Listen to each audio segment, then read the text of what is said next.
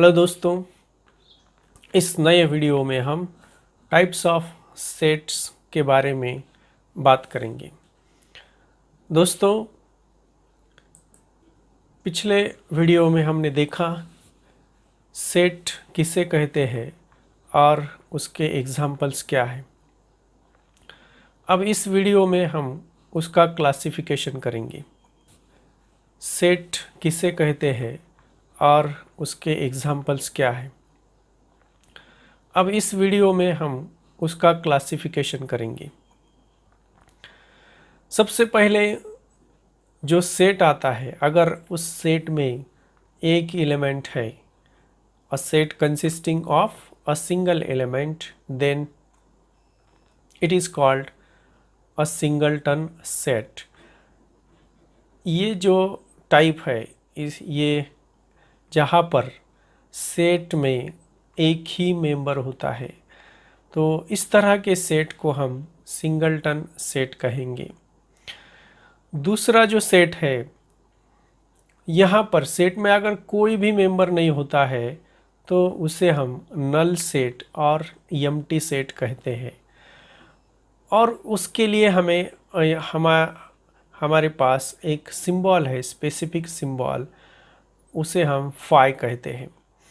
If there is not a single element in the set which satisfies the given condition, then it is called a null set और empty set। तो आप यहाँ पर देख सकते हैं कि एक एग्जाम्पल मैंने लिखा है, set B consist of x is a natural number between 1 and 2। अब हम सब जानते हैं कि नेचुरल नंबर क्या है, 1 2 3 4, और 1 और 2 के बीच में रैशनल एंड इरेशनल नंबर हो सकते हैं, नेचुरल नंबर तो नहीं है। इसलिए यहाँ पर बी सेट में कोई भी एलिमेंट नहीं आएगा। तो इस तरह का जो सेट है इसे हम एम्प्टी सेट कहेंगे और नल सेट कहेंगे। तीसरा यानी बहुत ही महत्वपूर्ण सेट है फाइनाइट सेट। दोस्तों, फाइनाइट सेट अगर एम्प्टी सेट है तो उसे भी हम फाइनाइट सेट कहते हैं, और उसकी डेफिनेशन है, if we count the different member of the set and counting can be come to an end।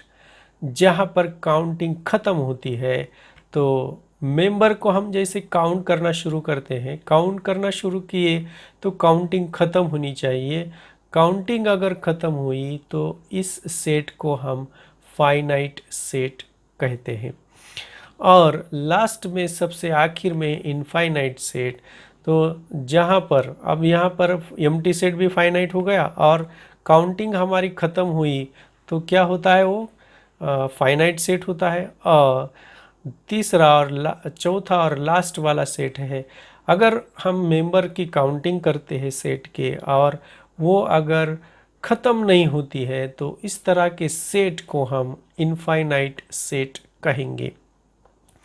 आपके बुक के हिसाब से ये दो डेफिनेशन मैंने नहीं लिखी है, फाइनाइट सेट और इनफाइनाइट सेट।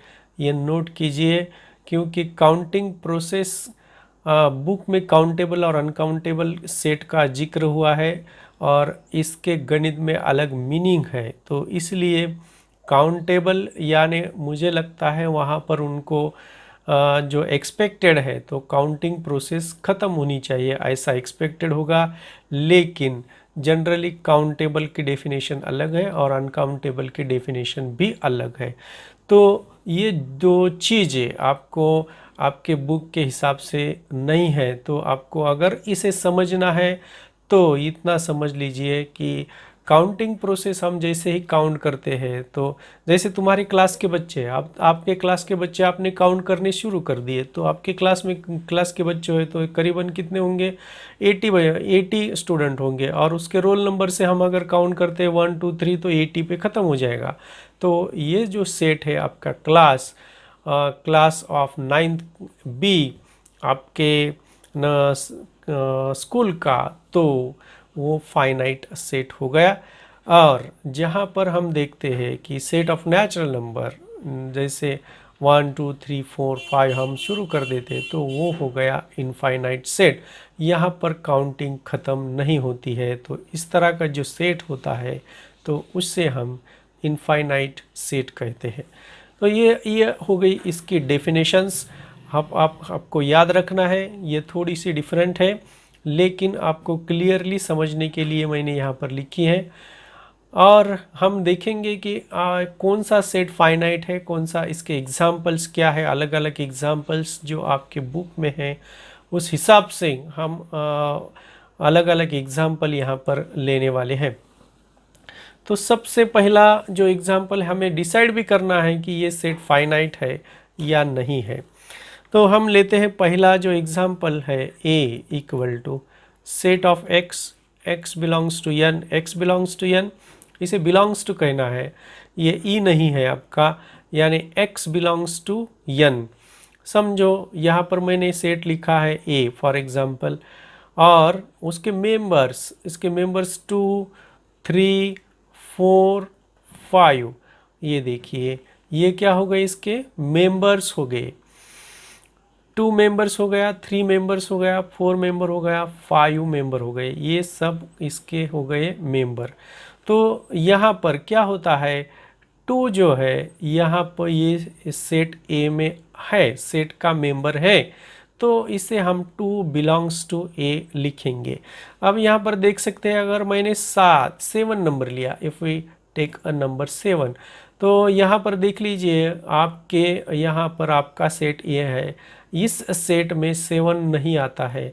तो अगर 7 नहीं आता है तो इसे हम ये बिलोंग्स टू को ऐसी लकीर, तिरकी लकीर खींचेंगे और इसे कहेंगे does not belongs to, is not belongs to A. तो 7 is not belongs to A means 7 A का मेंबर नहीं है। 2 ए का मेंबर है, जो मेंबर है, 2 मेंबर है, 3 मेंबर है, 4 मेंबर है, 5 मेंबर है, तो अब हम यहाँ पर 2 बिलोंग्स टू ए लिख सकते हैं, 3 बिलोंग्स टू ए लिख सकते हैं, 4 बिलोंग्स टू ए लिख सकते हैं, 5 बिलोंग्स टू ए लिख सकते हैं। तो यहाँ पर ये सब के सब मेंबर है, तो जो भी सेट का मेंबर है उसके लिए हम इस तरह का नोटेशन आता है। और जो मेंबर नहीं है, यहाँ पर देखिए 7 उसका मेंबर नहीं है, उसी तरह 10 भी इसका मेंबर है। सो 10 is not belongs to the set ए, यानी 10 ये सेट का मेंबर नहीं है। तो यहाँ पर क्या दिया है, x is a member of x belongs to n, यानी x क्या है, नेचुरल नंबर है। कोई भी नेचुरल नंबर हमें लेना है। और अलग एक कंडीशन यहाँ पर दी है, देखिए क्या है, and x is an odd number, and x is an odd number. अब यहाँ पर देख लीजिए x को 2 कंडीशन सेटिस्फाई करनी है, कौन सी, एक तो x नेचुरल नंबर होना चाहिए, जैसा मैंने यहाँ पर लिया 1 डिवाइडेड बाई 2, अब ये तो आपको मालूम हो गया ये क्या है, रैशनल नंबर है, तो ये x की वैल्यू नहीं है, x की वैल्यू 1/2 नहीं है। यहाँ पर पहली कंडीशन सेटिस्फाई होती है, तो इसका मतलब हो गया 1/2 ए में नहीं आएगा। हमें क्या चाहिए, नेचुरल नंबर चाहिए। आपको नेचुरल नंबर पता होने चाहिए। अब नेचुरल नंबर क्या है, 1 2 3 4 5 6 7, इस तरह से हम जो नंबर लिखते हैं उसे हम नेचुरल नंबर कहते हैं। अब ये सारे के सारे नंबर हमें यहाँ पर नहीं लेने हैं, तो कौन से नंबर लेने हैं, ये हो गए, ये x इसमें से होगा, x ये नंबरों में से। लेकिन दूसरी भी कंडीशन आपको ध्यान में रखनी है। दूसरी कंडीशन क्या है, x is an odd number. अब यहाँ पर आपको ऑड और इवन नंबर क्या होते हैं वो मालूम होना चाहिए। यहाँ पर इवन क्या हो गया, 2, यानी 2 से जो डिवाइड होने वाले नंबर है उसे हम इवन नंबर कहते हैं, तो ये इवन नंबर हो गए। तो इसे छोड़ के जो बचते हैं उसे क्या कहना है, ऑड नंबर कहना है। तो ये सेट ए में कौन से नंबर आएंगे, तो यहाँ पर हमें मिलता है 1 3 5 7 9, ये सारे के सारे नंबर यहाँ पर आएंगे। अब आपको यहाँ पर देखना है कि इस सेट में सिंगल नंबर है क्या, नहीं है, तो ये सिंगलटन सेट नहीं है। दूसरा, इस सेट में कोई भी मेंबर नहीं है क्या, तो इस सेट में बहुत सारे मेंबर है, तो यानी ये एम्प्टी सेट भी नहीं है।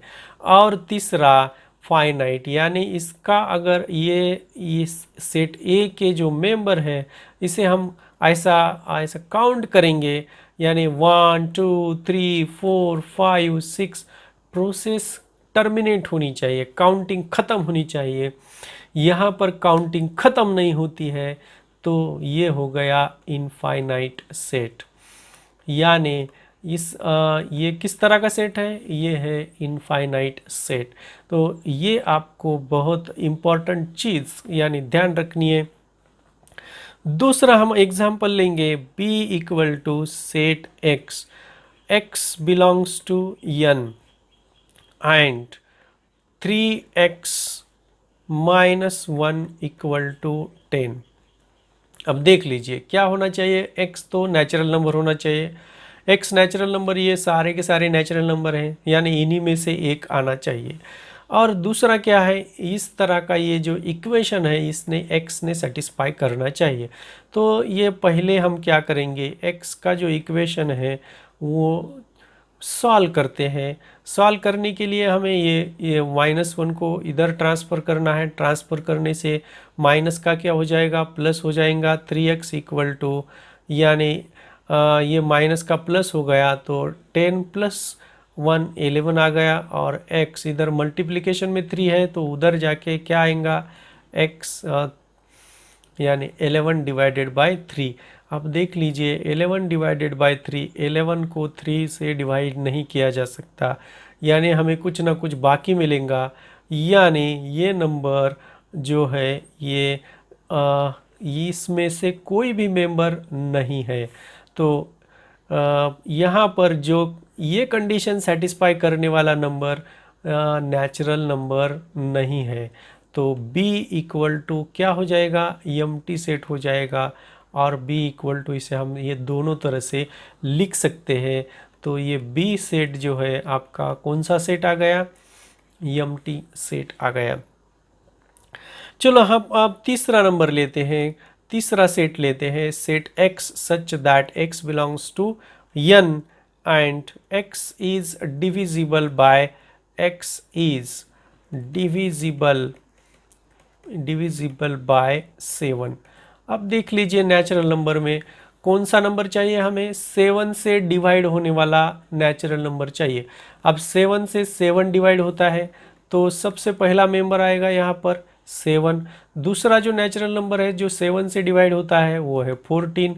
तीसरा जो नेचुरल नंबर आता है वो है 21। इस तरह से हम 77 भी डिवाइड हो जाएगा। तो ये जो है यहाँ पर इस तरह से हमारी प्रोसेस जो है, इस तरह से ये सारे के सारे नंबर सी में आएंगे। अब देखते हैं यहाँ पर कि ये नंबर जो है हम काउंट करने से काउंटिंग ख़त्म होती है क्या, नहीं होती है। तो यहाँ पर देख लीजिए, यहाँ तो 10 11 और आगे भी चालू है, तो यानी काउंटिंग ख़त्म नहीं होती है। अगर काउंटिंग यहाँ पे ख़त्म नहीं होती है तो ये हो गया इनफाइनाइट सेट। ओके, तो इस तरह से आपको ध्यान में रखना है कि काउंटिंग ख़त्म होती है या नहीं होती है। काउंटिंग ख़त्म फाइनाइट सेट, काउंटिंग नॉट ख़त्म यानी काउंटिंग ख़त्म नहीं हो रही है तो इनफाइनाइट सेट। ओके, काउंटेबल और इनकाउंटेबल के इसमें मत जाइए, यहाँ पर वो अलग तरह की कंसेप्ट है। तो आपको खाली ये ध्यान में रखना है काउंटिंग ख़त्म होती है या नहीं ख़त्म होती है। और आगे हम एग्जाम्पल लेंगे, दूसरा अलग तरह का एग्जाम्पल है। देखिए यहाँ पर हम लेंगे सेट डी। सेट डी कैसा है, यहाँ पर सेट डी ये ऑर्डर पेयर है a कॉमा बी, और a comma B belongs to w यानी होल नंबर। होल नंबर आपको मालूम होनी चाहिए। आपको नंबर सेट वाला मेरा एक वीडियो है वो भी देख लीजिए। होल नंबर में आता है 0 और बाकी पूरे सारे नेचुरल नंबर इस सेट में आते हैं। तो ये हो गया आपका होल नंबर। तो ये दोनों के दोनों क्या है, होल नंबर है। और एक अलग से कंडीशन यहाँ पर दी है a + b = 9, यानी यहाँ पर दोनों की एडिशन क्या होनी चाहिए, 9 होनी चाहिए।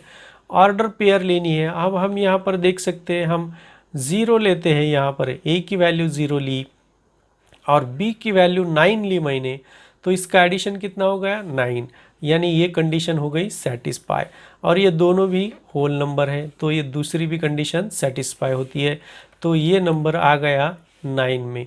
अब दूसरा देखते हैं, हम a इक्वल टू 1 लेते हैं और b इक्वल टू लेते हैं 8। अब देखिए 1 और 8 दोनों होल नंबर है और दोनों की सम क्या है, 9, यानी दोनों कंडीशन क्या हो गई, सेटिस्फाई हो गई, तो ये ऑर्डर पेयर आ गई डी में।